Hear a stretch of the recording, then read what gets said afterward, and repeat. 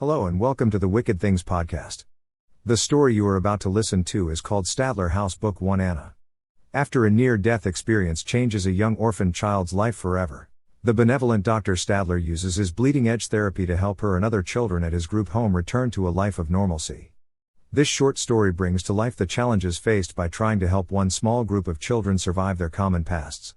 Rodney nearly froze to death but watched as his sister was taken. Julie, almost successful in her final attempt to end her life but was plucked from the moment of death. Tyler, a teen substance abuser, was saved by emergency room doctors after overdosing. Anna, a young orphan who narrowly survived her brush with death due to a house fire. John, felt the jaws of his uncle's feral dogs around his throat but was saved from death by paramedics. Emily, the only child who has never had a brush with death. What do all of the residents of the Stadler group home truly have in common? The answer will shock and terrify you. Dr. Stadler and Maggie's master bedroom is full of heavy old stained wood furniture. A massive king-size sleigh bed fills the center of the spacious room. Low, dark wood nightstands sit on either side of the bed with matching bronze-colored lamps, topped with off-white shades bearing ornate floral designs circling the bottom of each. An enormous, colorful Persian-style area rug covers most of their floor space, allowing only partial glimpses of the stained and sealed wooden floor beneath it. The foot of the bed rests comfortably on the rug. Sitting at the foot of the bed sits a wood and leather bedroom bench. Dr. Stadler's clothing from the day rests atop it. Maggie lies on her stomach in a long nightshirt, examining the contents of Anna's file from Dr. Stadler's office. A bewildered look holds firm in her expression as she moves document to document. Maggie sits upright and looks to the master bathroom door. "You almost done? You promised to go over Anna's file with me." The bathroom door opens, releasing a cloud of steam followed closely by a damp Dr. Stadler, wearing boxers, toweling his head. Maggie smiles mischievously at him. She slides from the bed to his side. "Why, Dr. Stadler, are you trying to seduce me?" Maggie pouts childishly and sits on the bed. She playfully pulls him onto the bed. He lands on the bed and grabs a handful of documents. He shakes the papers in her direction. "She's already undergone the first of the treatments. She has gone deeper and opened up more than any of the other subjects." Dr. Stadler drops the pages and kisses Maggie on the forehead. "She's an odd one," Maggie blurts out. Maggie playfully pulls the towel from Dr. Stadler's hand and runs her fingers through his hair. Dr. Stadler closes his eyes, allowing the sensation of her touch to lead him back down to her side. Dr. Stadler narrows his eyes, allowing a smile to form. She stares at her man with stars in her eyes. Maggie straddles Dr. Stadler's hips as he opens his eyes. "So your therapy works then?" He smiles gently, thrusting his hips skyward. "So far, so good." Maggie lowers herself across his chest and moves in for a kiss. He leans forward to kiss her, but she playfully bites his lower lip. "But Anku?" Maggie sits upright on his hips. "What do you think it means?" Dr. Stadler slowly unbuttons her nightshirt. "Not sure just yet." She places a finger on his chin and then slowly traces it down his chest to his navel. "But it will listen, right?" A slowly growing bulge forms beneath his boxers. Maggie smiles, taking his response into her hands. Dr. Stadler exhales loudly as tingling runs down his spine with her subtle touch. "Not sure just yet." Maggie's grasp becomes uncomfortably firm. "What do you mean you're not sure?" His eyes bulge. The pressure intensifies. He gasps. "She's the first for the process to work with. I know where I messed up with the others." "And?" she demands as she tightens her grip. Dr. Stadler clenches, his eyes closed, unable to handle the increasing discomfort. "With Anna, we can prove that we can bring the mind of the dead back." He tries to pull away. She holds him in place. "Into a prepared subject." She smiles devilishly and slowly releases her grip on his manhood. He sits up, meeting her nose to nose. They stare deeply into each other's eyes for a long moment. He narrows his eyes. She nibbles on his chin, then looks into his now open eyes. "Now." Dr. Stadler and Maggie embrace, tumbling into the bed in sexual passion and desire. The wood of the bed frame groans rhythmically as the headboard collides forcefully with the wall behind it. Moans of passionate lovers fill the air.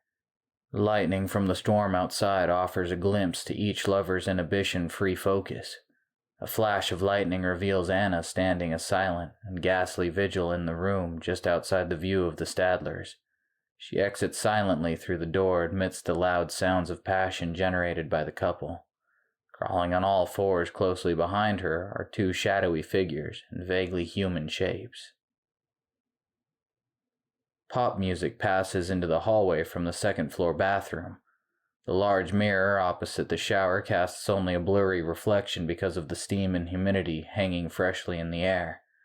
Julie steps out of the shower, toweling her midsection dry. Anna walks the length of the corridor, stopping outside the second-floor bathroom. She notices the steam rolling from under the door into the hallway.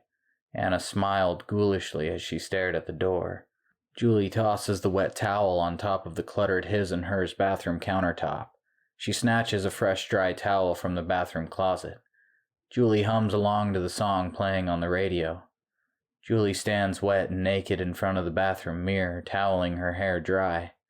She wipes the steam from the enormous mirror, singing along with a familiar song playing on a small radio. She stops singing when confronted by her image in the mirror. Anna places her hand flat against the bathroom door. She lowers her head and closes her eyes. "Let's talk, girlfriend." She turns away from her reflection and sobs as the painful unspoken words fill her mind. Pathetic. Loser. Julie punches the mirror, causing small thin cracks to raise out from under her hand. Fragments of the mirror fall into the sinks of the bathroom with a loud crash. She jerks her fist back, looking for cuts on her hands or wrist. She smiles and exhales, seeing no injuries to explain, but the voices return rather quickly. What a loser. The voices in her head distract Julie from watching her surroundings. Two shadowy figures pass under the door and enter the bathroom unnoticed. The shadows move along the wall behind her, stopping above Julie on the ceiling. Poor girl. The whispers fill her head while Julie studies the long scars running the length of her wrist to her elbow. When you needed them, where were they? She slides her colorful hoop bracelets into place to hide her most visible scars. No one has ever been there for you when you needed them. Tears flow down her cheeks as she attempts to apply her mascara. Everyone leaves you. You're a horrible person. Julie's mascara mixes with the tears, sending black tears tracing a path down her delicate face. The bathroom door quietly swings open, revealing Anna. The loud pop music conceals the young girl's entrance, followed by the closing of the bathroom door. Anna watches Julie for a long moment with deep red pupilless eyes. They know you don't belong. The voices in her head continue their assault on her mind. Julie collapses, drawing her knees close to her chest, weeping. I know. Julie clenches her ears in her hands as she violently rocks in place. The voices return, giving her no closure to the evening's torments. They know you died. They know it's your fault. Julie draws upon her remaining courage and returns to her feet in defiance of the voices. She raises her gaze to stare at her reflection in the cracked mirror. They brought me back. I'm supposed to be here. What makes you so special? The words in her head strike hard at the core of her being. It shouldn't have been me. Julie sobs loudly. I should have stayed dead. Not you, Mommy. I didn't mean to. Julie opens her eyes and sees Anna standing close by. Julie and Anna stare into each other's eyes for a long moment. Julie rubs her temples and gently sways uncontrollably. She blinks several times as her world around her spins. Anna? Julie mimics Anna's motions and snatches off her bracelets. Bracelets slide and clatter across the bathroom floor. Julie's willpower fails her as Anna holds the puppet's strings. You know what you have to do. Anna whispers and brushes her right hand around the air in front of herself. She then clenches her right hand tight and pulls back. Julie moves the broken shards around to the sink, pausing only to retrieve a long shard from the broken mirror from the sink. Anna raises her clenched right hand high into the air above her head. Julie mimics Anna's movements precisely, holding the mirror shard. Anna hammers her fist against the soft inside of her forearm repeatedly. Blood sprays across the length of the mirror as Julie stabs the shard into her forearm. A torrent of precious bodily fluid erupts through the freshly opened wound. Surprise fills Julie's expression as she realizes what she has just done.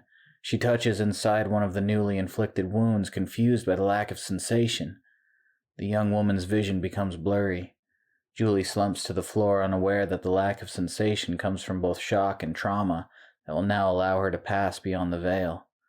The veil's only job is to contain new souls passing into eternity. Julie whimpers and cries on the hot, sticky, blood-soaked floor of the bathroom. "Welcome home, Julie." Anna closes the door and walks out of the bathroom into the hallway.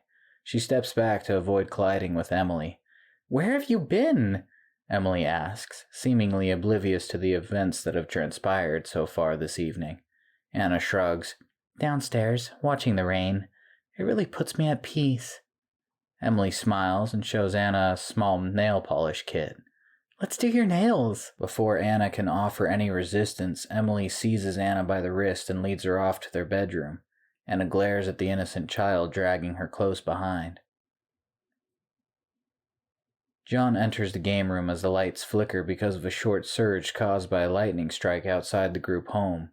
He pushes the door closed with his foot while he clings to his glass of milk and ham sandwich. "Tyler, are you still in here?" John crosses the threshold and pauses at the billiards table to glance around the room. He takes a bite from his sandwich. The lights return to normal, illuminating the game room in its sterile white glow. Lightning flashes and thunder booms nearby, causing John to jerk instinctively. His twitch sends a line of milk out of his glass into the floor below. He groans. He knows he will end up in trouble, again. "Come on, man, where are you at?" John waits a moment for a response. John sees movement out of the corner of his eye, drawing his attention to a darkened corner near the weight bench. He slowly crosses the room, confident he has found his friend. "Tyler? That you?" The heavy smell of nail polish fills the small bedroom of Emily and Anna. Anna sits on top of a bed, braiding Emily's hair from behind. She looks towards the game room and narrows her eyes. "I need a drink." Anna stands up and walks toward the door. Emily looks up at Anna. "Can you grab me a drink too?" "Sure, no problem." Anna glances back, but her thoughts are elsewhere. Anna turns and stares at Emily. "Promise me you'll stay put." Emily nods. "Sure, but do my toes next, 'kay?" Anna smiles and leaves quietly, closing the door behind her. This has been the Wicked Things podcast presentation of Stadler House Book 1 Anna. Thank you for listening. And come back real soon.